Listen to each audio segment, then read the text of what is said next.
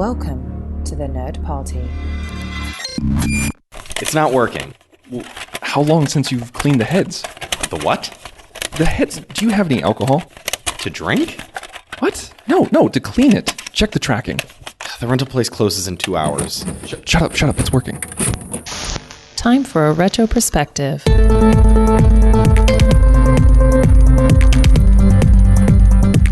Hello and welcome to Retro Perspective, the show on the Nerd Party where we take a look at all of the movies released 25 years ago this week. I'm Mike. I'm John. And today we're taking a look at the movies released on June 24th, 1994. A day that will live in infamy. June 24th, 1994. Yes, it will. So, 2 movies released on June 24th. Only 2.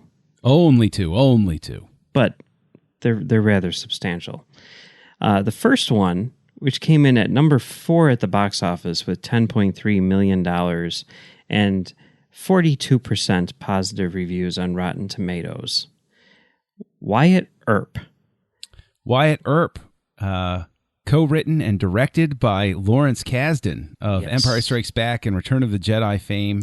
And Raiders of the Lost Ark fame. And Raiders of the Lost Ark and upcoming, still far off in his future, The Force Awakens and Solo, and Star Solo. Wars story. I got my Solo shirt on today. Yes, yeah. Yeah.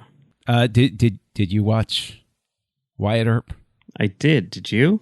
Oh, yes, I did. I revisited Wyatt Earp to see if my opinion from years ago would change.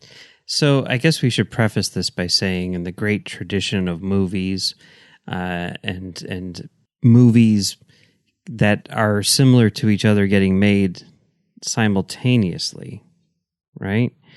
This was a mere 6 months, I guess, after the release of Tombstone, which starred Kurt Russell and Val Kilmer, Sam Elliott, Bill Paxton, yes, Dana Delaney.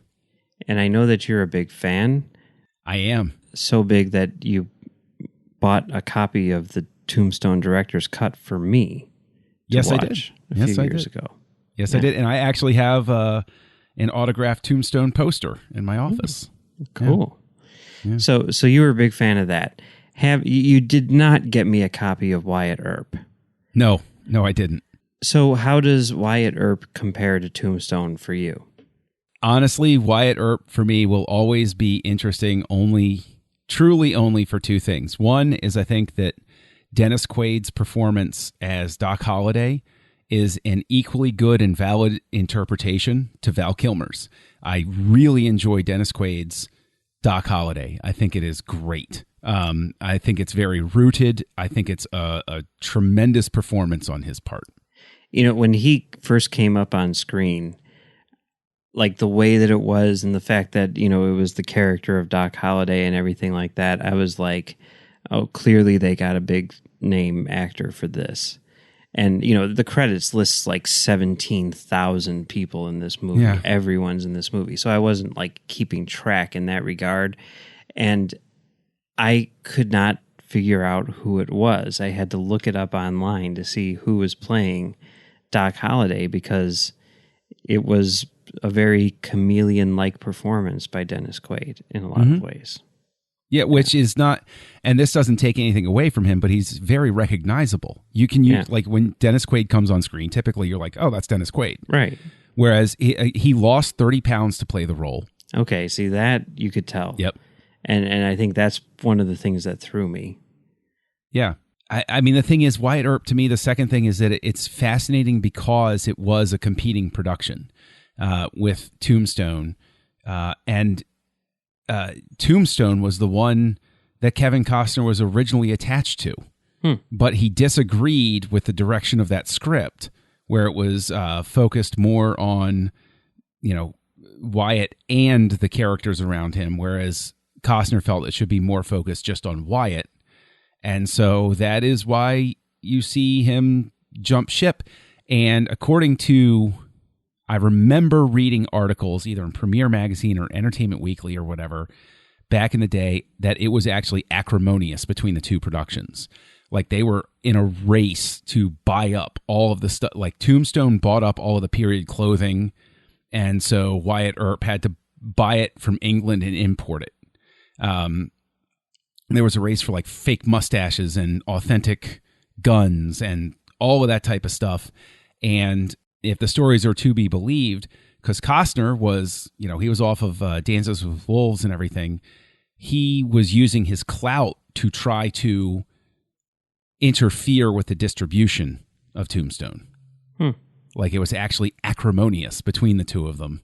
And so Wyatt Earp is equally fascinating to me because it is literally not just, it's not like Dante's Peak and Volcano, with Tommy Lee Jones and Pierce Brosnan. It's one was literally trying to kill and stop the other one. Like it wasn't, well, let's see who the best movie is. It was, I'm going to destroy you type of competition, which is fascinating. Yeah. So, can you speak to, I think we know that you like Tombstone better, at least that's my guess. But yes. Could you speak to the differences between the two movies in terms of how they choose to tell this story? Absolutely. Tombstone is, in certain places, more historically accurate, but it is very obviously the telling of the legend. And it makes no bones about that fact. It is the romanticized version of a life. It is the, part of the effort to construct, to be true to the legend of Wyatt Earp and those around him. Whereas Wyatt Earp is supposed to be a more human portrait. It's supposed to be a more realistic portrayal of life and times of Wyatt Earp and how things were back then. And so I can say that my dad actually preferred Wyatt Earp and I preferred Tombstone. And I think it's because my dad liked the whole sweeping epic attempt in Wyatt Earp, whereas I'm definitely more of a fan of. Have you ever seen the Man Who Shot Liberty Valance? I don't think I have. Well, I'm not going to spoil it, but the moral of that film, I think, describes why Tombstone works out better than Wyatt Earp in this instance. And so I think that they're very interesting companion pieces, but if you put the two of them side by side, 100 times out of 100, I'm going to watch Tombstone instead of Wyatt Earp. But what did you think about? I've gone on and on. What did you think of Wyatt Earp? Well, I liked it. I would say, and it's been a while since I watched Tombstone, but I would say that I liked it more than Tombstone. Okay. And I wasn't necessarily expecting to, aside from the fact that Lawrence Kasdan was involved with it. That was the big draw for me. Like if anyone else really had directed this movie, I would have been like, I'm not going to watch that. 3 hours and 11 minutes long and all the rest of it. Westerns are all over the place in 1994, apparently. Mm-hmm. I'd catch the next one. But the fact that Lawrence Kasdan was the director was what made me watch this. And I'm glad that I did. I think that it was really well made. I didn't think it was fantastic. I think it might have been a bit overlong, but it did not drag nearly as much as I thought it might, So, I enjoyed it. Definitely. I thought the photography was great too. I thought it, I thought it looked fine. And the production design was perfectly good and legitimate. And I thought that the costume design was strong. Again, I go back again to Quaid's Doc Holliday. There are plenty of other good supporting performances, but I do think that it's overlong. I do think that it falls a little in love with itself. And I think that the primary example scene of that is the walk up to the OK Corral fight. I wanted it to get to the point. It kept it kept going and going, and it's like, look, I know where they're walking, I know where they're going to get there and everything, but it's just, it's like it milked that walk for all that it was worth and then some. And it's like, that's just an example of, I think it's just a bit indulgent with itself. I think that there's easily a half hour that could be removed from this and you wouldn't miss it. You know, and that's just picking at things here and there. Like cutting the running time of one scene in half could get you a long way. And if you just took that approach and cut things down by a half as you went along, it flows perfectly fine. Yeah, I mean, I think this is one of those cases, you know, you hear about this all the time where people are like, I want to make an epic. I want it to be 3 hours long. And sometimes it just shouldn't be. And I read something online that this was originally envisioned as like a 6-part like a 6-hour long miniseries. Yeah. For TV or whatever. I mean, I can see that. But, well, let me ask you this. This story really does look at Wyatt Earp's entire life from when he's a kid all the way through to like basically the end. How does that compare to Tombstone? Where does Tombstone sort of... Tombstone's point of attack is it picks up in Tombstone through, you know, different exposition and dialogue. You learn about Wyatt's past. You learn about his legendary character that's come along with it, and that he doesn't want to be a lawman anymore, that he's reticent. And if anything, the resistance to being a lawman is much more pronounced in Tombstone. He flat out says no. He refuses. His brothers want to join the law, and he's like, no, I refuse to do it. I'm not going to do it. He's very much the reluctant hero in the story. It's a much more energetic refusal. Whereas I think that gets to my core problem with Wyatt Earp is the fact that Kevin Costner's performance is very low energy. And I did not see at any point his portrayal of Wyatt Earp as the portrayal of a person who would in any way be charismatic or legendary. And I know that the point of the film is that the real story isn't the same as the legend, but there are different ways to go about it to demonstrate that. And I do think that the core issue is that I don't know whether Kasdan needed to give Costner more direction, whether Costner was dead set that this was the way he was going to play it, but there's nothing electric about Earp in this film. And I think that's my biggest problem with it. So, okay, I mean, clearly you like Tombstone more, but I guess my question is, like, do you think this is a good movie? No. No? No. Okay. I think that it misses on just about every mark. And that's, I know I keep going back to Quaid, but like, I think that it's, I feel badly for him because he gives a great performance that's going to be forgotten because of the movie that it's in. And Kilmer gave a great performance in a movie that's going to be remembered. And it's just, I think, a very stark lesson in the idea that it doesn't matter sometimes for an actor how much effort you bring. Everything around you has got to be great too, to be remembered. I was looking up some stats comparing the two, and while critics didn't particularly like this movie, they did like Tombstone. Audiences seemed to like Tombstone much more than this movie too. And looking at the box office, I think what's interesting is, like, if I'm not mistaken, this one cost more than Tombstone did. Yep. But when they opened at about the same amount, but Tombstone stuck around longer and made more money overall. So, yeah, it's kind of interesting. Well, should we move on to the second movie?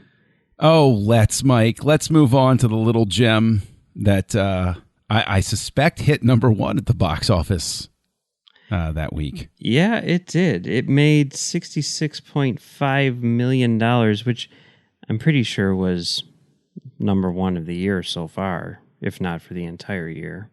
Right? Yeah, pretty sure. 93% on Rotten Tomatoes. The Lion King. Yes, the animated classic that's become a Broadway show that will become a movie again. Yes. did you see this movie when it came out in theaters? You know I did. Of course I did. Okay. I did too. I was caught up in Disney fever just like everybody else was. All right. So what did you think about The Lion King back in the day? Loved it. Thought it was great. I still do. I've seen it numerous times. I've seen the stage show. I'm excited for Favreau's remake. Did you see it in the theater, or was this one that you waited on? I did see it in the theater against my will. This is the only time that I ever went to the drive-in. I went with my family, and we saw it as a double feature with Angels in the Outfield, which is a movie which comes out in about a month. And yeah, at the time I wasn't having any of it because I was 14 years old, and the last thing that I wanted to be doing was hanging out with my family, watching kids' movies. And I also remember that the day that we went to see it is the same day that I believe it was issue number 0 of 0 Hour, the DC Comics crossover event of the summer, came out. That was my very first comic book crossover that I ever read as it was happening. Never forget your first. Yeah, and I was much more interested in reading 0 Hour than I was in watching The Lion King, and I probably spent most of the time in the back seat reading the comic book instead of watching the movie. Monster. Yeah, it happens. So I was not a fan, and I had never felt the urge to revisit it in all the years since. So I knew, one, because it was such a big movie in 1994, but two, because there's the Jon Favreau remake coming out, momentarily. I needed to rewatch this, and I did. And I still didn't like it. This is something which I'm finding is there's lots of times where, like, I'll watch a movie when I'm younger, which may be, beloved by billions or whatever, or some sort of art house fave or something like that. And I'll watch it and I'll say, that's not good. And then later in life, I'm like, well, I was young and I didn't understand things and I didn't appreciate this or that or the other thing. And it's time for me to revisit because everybody else loves it. And clearly I will love it too, if only I give it another chance. And then I watch it again and I'm like, that's not very good. This has happened so many times. This is why I didn't go see Total Recall the other night when it was playing at a local theater in town. That's fair because Total Recall was a bad movie. But you interviewed me a lot about Wyatt Earp and everything. So let me interview about Lion King. The first question being, how does it feel to have a robot heart and not human emotions in your body? Here's the thing. Odd? Like, I will say this. Like, the movie starts up, and I was really impressed by the technique. I thought the animation was really good. I thought some of the stuff that they were doing editorially was really cool. Like the way that they just cut to the title, and the title was like this classy thing. It was like something that you'd see like in a non-animated adult movie and stuff. And like some of the stuff that they were doing there with the score, of course, Hans Zimmer now is, Hans Zimmer, whatever. But which, by the way, you can say what you want about Dark Phoenix, okay? And you would be completely justified in saying that. But Hans Zimmer did the score for that movie, and his score is awesome. I don't know what it is. I don't know how that movie got such a good score. I mean, you're talking about like Dennis Quaid and, Wyatt Earp or whatever. If you haven't seen Dark Phoenix, that's okay. But go on the good old iTunes and listen to Hans Zimmer's score for that movie. I'm just saying. I don't doubt you in the least. Zimmer rarely disappoints. Yeah. For sure. But this is good even for him. You know what I mean? Like this goes beyond. But whatever. Yeah. Anyway, but you add that all up, and then it just kind of loses momentum, and then it gets sort of a little too kiddie. as it moves along, which I know, okay, fine, whatever, but and you get ahead of it as an adult and everything, and it just dragged. And by the time I got to the end, I was just like, can we get this thing over with? And here's another thing, and this is a hard thing for me to come to a realization of with myself, right? But there's always that thing where there's, people who are like, I'm not going to see that movie. That's a kid's movie. I don't watch cartoons. Cartoons are for kids, right?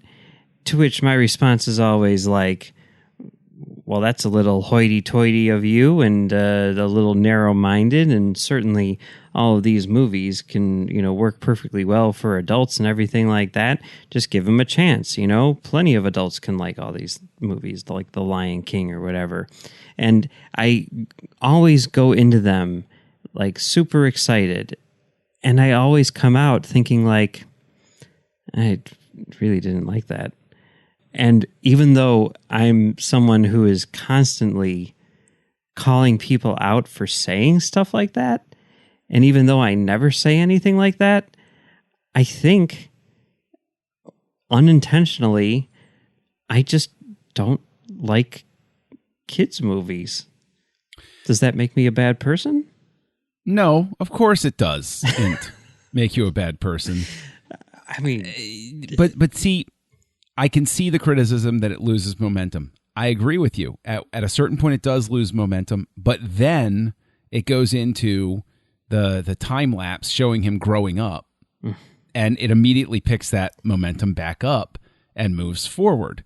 And it is unique in Disney animated features that I can recall, where it actually shows an entire like lifespan, somebody growing up, like seeing their whole backstory and sort of thing. And of course, everybody, even back when it came out, they were like, well, there are shades of Henry IV here, and there are, obviously, Shakespearean things. And yes, they, Disney may have ripped something off from another film overseas. I don't know. It could have happened with Kimba. I don't know. I mean, Simba.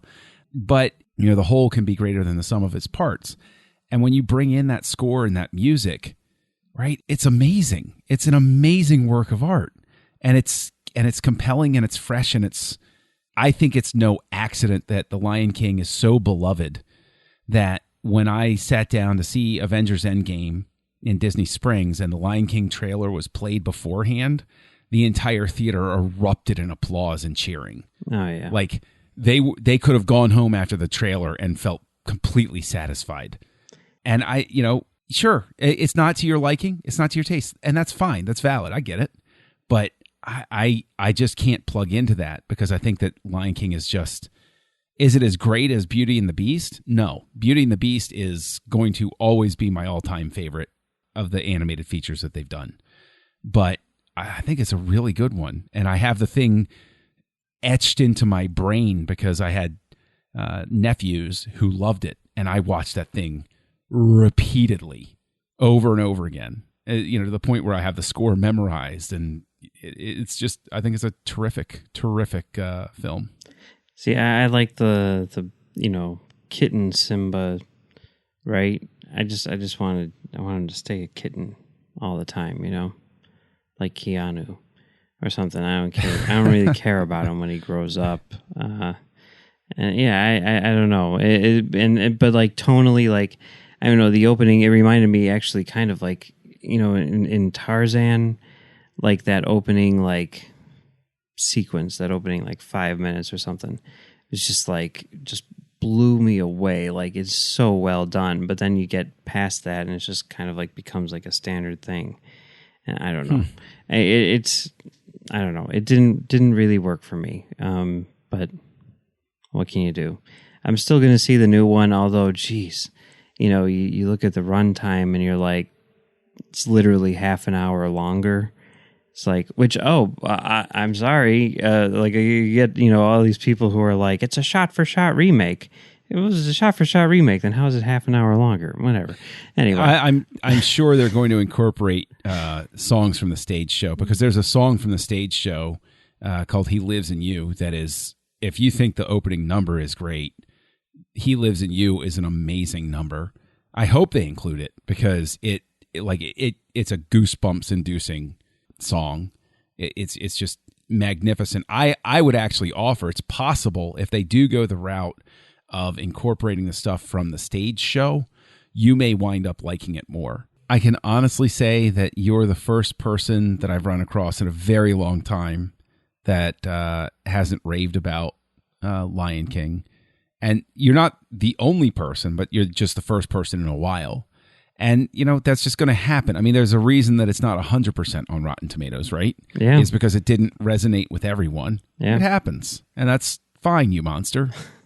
I mean, my wife is like super, she's like singing and everything like that. And, like she absolutely loves this movie. Yeah. But I just don't know. You don't even like Scar? Scar's amazing. No, Scar's he's great. Cool and everything. Yeah, no, he's cool. The hyenas are great, too. Yeah. I love the hyenas. There's things that I like, there's things that I don't like, but in the end, I just feel like it's not a plus. Well, there you go. All right, so Wyatt Earp and Lion King, we both have seen both of them, and you would give the edge to the Lion King, I take it? More than an edge. Okay. More than an edge. I'd give the edge to Wyatt Earp. I would also say more than an edge, but I think for you, they're at complete opposite ends of the spectrum, where for me, one's left of center and one's right of center, but they're, still kind of close to the middle. Yeah. I politely disagree with you, good sir. Okay. All right. Yeah. Well, next week, we've got 5 movies. 5 movies. 5 movies? 2 released on a Wednesday, June 29th, because, we got that 4th of July thing coming up. And then 3 released on July 1st. So the June 29th movies are Little Big League and I Love Trouble. And the July 1st movies are Baby's Day Out, Blown Away, and The Shadow. You may be amazed as to which ones I saw in the theater, but tune in next week to find out which. Mm-hmm.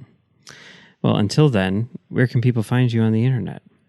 Oh, gosh. Look for Kessel Junkie. I lurk on Twitter, and you can find me on Letterboxd and Goodreads, and occasionally writing over at kesseljunkie.com.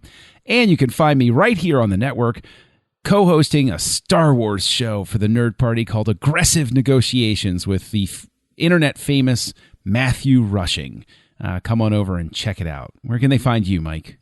Well, you can find me on Twitter and Letterboxd at Mumbles3K. And you can also find me on my website, filmdamagepod.com, where I do a show called Film Damage. All right. Well, that's it for this week. Big week next week. Lots and lots of movies. And until then, be kind, rewind.